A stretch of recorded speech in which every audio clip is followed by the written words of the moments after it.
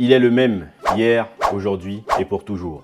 Il est, il a été et il sera. Aujourd'hui, nous allons qualifier cet homme. Certains religieux pensent que l'on parle de Dieu, mais d'autres personnes un peu plus éveillées ont compris que l'on parle d'un dictateur. Encore une fois de plus, nous allons parler sur le cas du Cameroun. Monsieur Paul Biya, 42 ans de pouvoir. Un chaos sans nom. Ce pays qui se fait parfois surnommer le continent camerounais. Et le continent du chaos, tant par sa dictature, tant par un manque d'évolution économique, diplomatique, politique, sociétale, environnementale, sanitaire. Tout se définit par le chaos avec le Cameroun aujourd'hui, et tout cela à cause d'un régime, représenté à la tête de ce régime par Monsieur Paul Biya. Le Cameroun va devoir en 2025 décider de son sort, soit d'accepter de changer les choses pendant les élections pour que ce pays puisse être considéré comme un État, soit alors accepter une monarchie afin que ce pays devienne un royaume. Puisque si rien ne change en 2025, ce sera encore pour un long mandat, donc nous pouvons donc attribuer au Cameroun le titre de royaume. Aujourd'hui, on va parler de ce pays, le Cameroun, mais avant de rentrer dans le vif du sujet, si vous venez de découvrir la chaîne Terre Noire, sachez qu'ici on parle d'Afrique,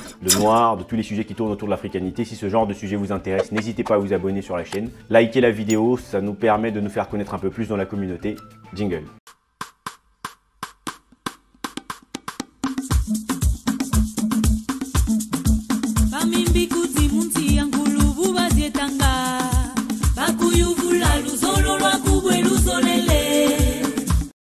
Alors spécialement avant de rentrer dans le vif du sujet, une petite information à vous donner. Donc je vais vous lire un petit script pour des personnes qui veulent avoir quelques informations concernant un projet qui m'a été soumis pour vous présenter. Donc le 8 mars dernier, un centre de lecture publique et d'animation culturelle a ouvert ses portes au Burkina Faso, plus précisément à Sabou, situé à environ 1h30 de Ouagadougou.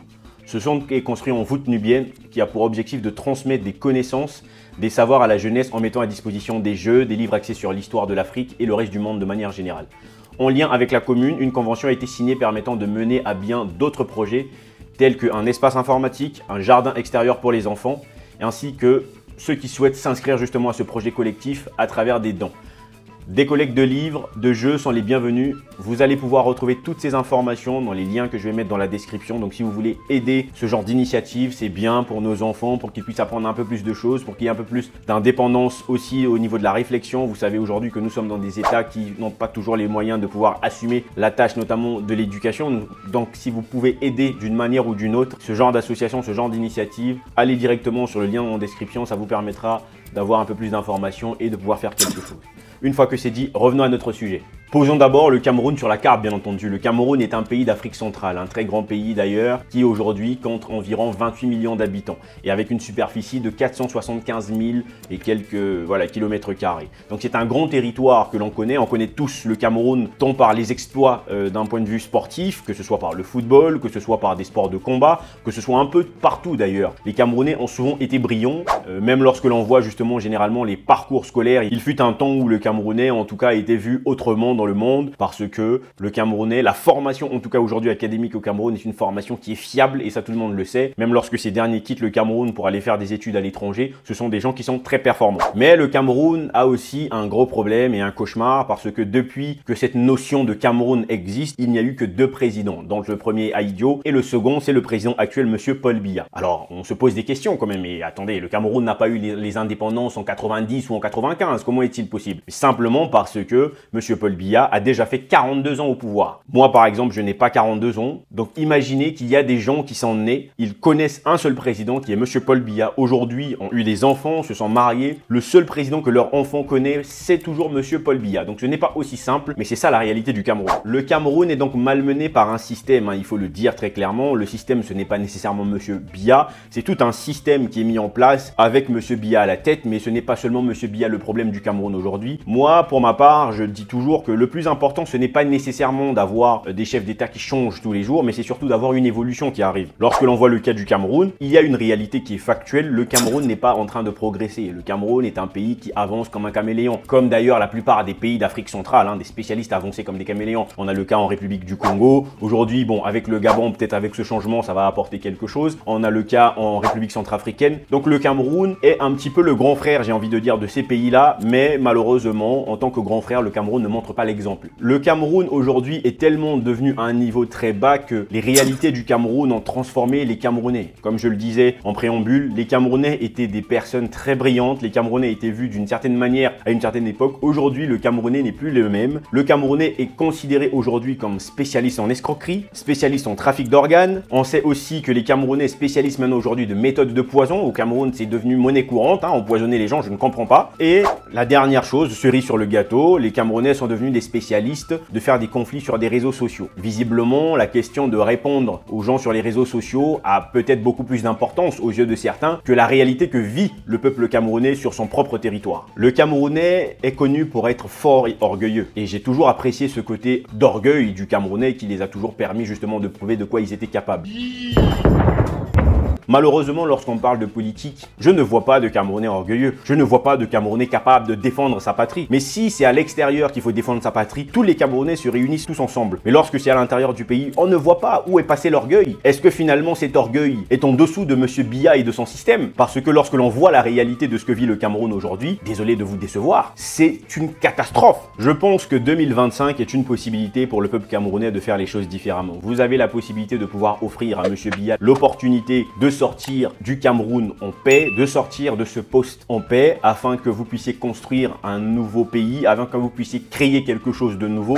Il est vrai que le simple fait de s'habituer avec une personne quelques années déjà, on peut avoir l'impression de devenir des inséparables. Donc j'imagine une personne qui est restée au pouvoir 42 ans, il y a peut-être déjà une perception de ce président-là, de se dire que ce pouvoir-là lui appartient et que lui ne pourra pas quitter ce pouvoir tant qu'il ne meurt pas. Donc il est peut-être important que vous puissiez donner des opportunités, expliquer d'une manière ou d'une autre. Je sais qu'il y a bien une partie du peuple camerounais qui a envie de faire des choses, mais malheureusement c'est très compliqué parce qu'en même temps c'est dangereux. Mais il est quand même important que nous puissions aborder cette question car en 2025, c'est quelque chose de nouveau qui doit se créer et c'est maintenant que vous devez y réfléchir. Je fais cette vidéo particulièrement pour remplacer un certain nombre d'influenceurs camerounais qui peut-être n'auront pas la possibilité de le faire, tant d'abord par des mesures de sécurité et puis des mesures parfois de protection de leurs biens et d'un certain nombre de choses. Nous savons comment parfois ça se passe en Afrique centrale, principalement. Il y a beaucoup d'influenceurs qui partagent du bon contenu. Je parle de ceux-là qui partagent du bon contenu. Vous avez par exemple le cas de Investir au pays avec Philippe Simo qui partage du bon contenu. Vous avez Parlons de business aussi qui partage du bon contenu. Vous avez les chaînes comme Pensée Kamit qui partagent du bon contenu. Vous avez le professeur Noubissi qui partage aussi du bon contenu. Bondakani, etc., etc. On parlera même de Franklin Niamsi et puis de Madame Nathalie Yombe. On voit bien qu'effectivement, il y a énormément de Camerounais sur la toile qui parlent de vraies choses, de vrais sujets.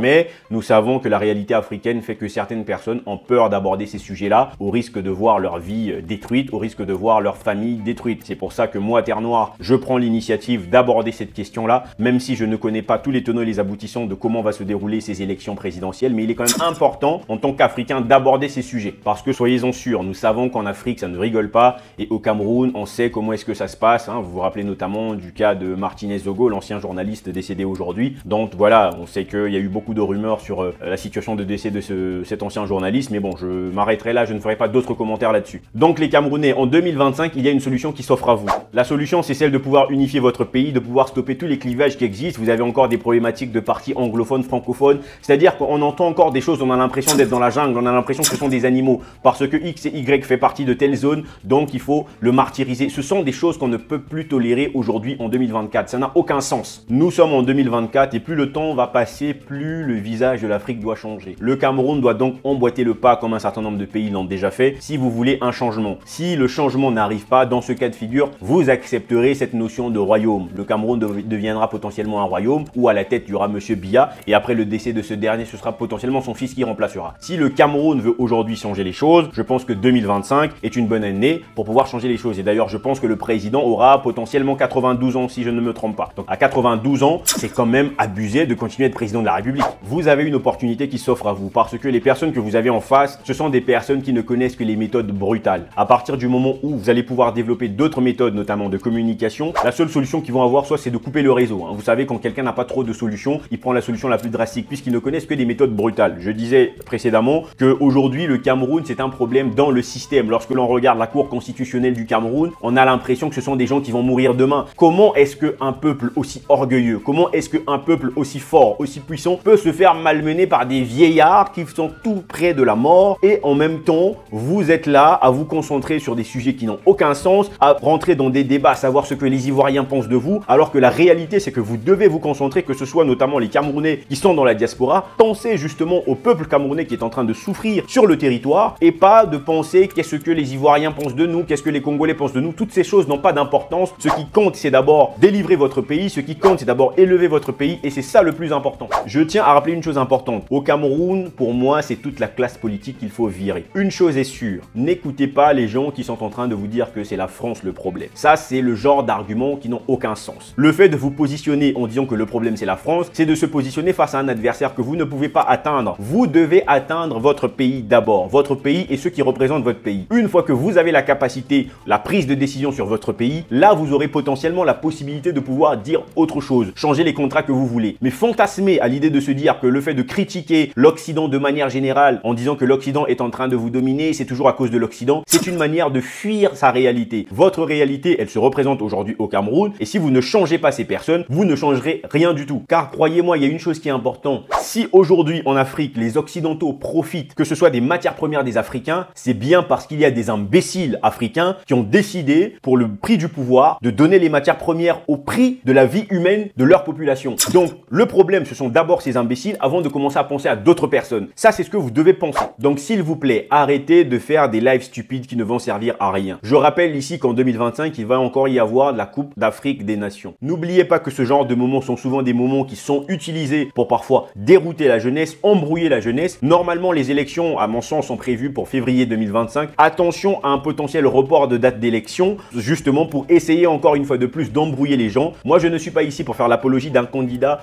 aux élections. Je suis ici pour expliquer que le peuple camerounais doit comprendre qu'il est temps de se lever, qu'il est temps de changer, de passer à autre chose. Si vous ratez cette occasion, ce n'est pas sûr que d'autres occasions se présentent encore. Ou encore, vous allez faire comme font très souvent les Africains, espérer attendre que ce dernier ne meure. Ça, c'est la méthode la plus stupide qui soit. Attendre que Dieu décide pour vous, ça n'arrivera jamais. Dieu ne décidera pas pour vous tant que vous ne prendrez pas votre destin en main. En tout cas, une chose est sûre les amis, on se dit à très bientôt dans une prochaine vidéo. Dites-moi ce que vous pensez de celle-ci et pour ce que je suis en train de dire, on se dit à la prochaine. Imeni.